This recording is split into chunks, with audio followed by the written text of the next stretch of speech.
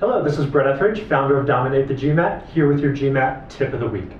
The tip for this week is to take your full-length practice tests under as real-to-life practice conditions or testing conditions as possible. And here's what I mean by that. Obviously, an important part of preparing for the GMAT is to take full-length computer adaptive practice tests. And the reason for this, the logic is obvious. If you're preparing to do anything, let's say you're playing tennis, it's one thing to hit balls off of a ball machine that's feeding you balls right in your wheelhouse, but when you get on a court and you have another opponent and you have to adapt to your environment, it's a very different feel, right? It's a very different animal at that point. Or let's say you're learning a foreign language. It's one thing when the instructor is asking you questions from the textbook that you've just studied, but all of a sudden you go over to France, for example, and now you're expected to order from a menu, or you have somebody asking you a question. It's very different.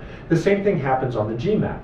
Obviously, you want to work dozens, if not hundreds, of practice problems of all different types, but you also want to put yourself in a testing situation.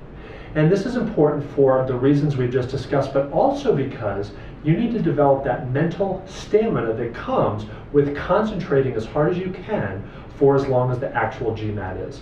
A mistake I see students make is that they'll take portions of the practice test. Maybe they'll do just the quantitative section and then press pause and then go make dinner or go take care of their kids and then come back, and the next day they'll do the verbal portion of that practice test.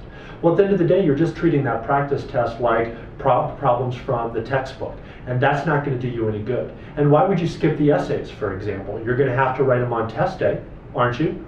And so you need to be prepared for the fact that by the time you even get to the integrated reasoning section, you've already written a 30-minute essay. And oh, by the way, once you get to the quantitative section, you've actually done an hour's worth of brain work. And by the time you get to the verbal section, it may be easy when you're simply trying to analyze arguments and do critical reasoning at the ease of your own pace from a textbook, or even if you're only doing that section of a practice test. But what if it comes after all three of those sections and now you're mentally tired, you're fried, you still have to do that on test day.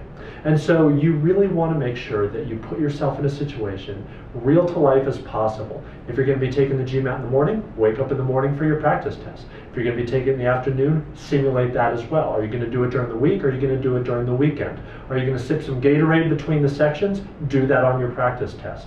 The more you can put yourself in game situations, the better off you'll be on test day.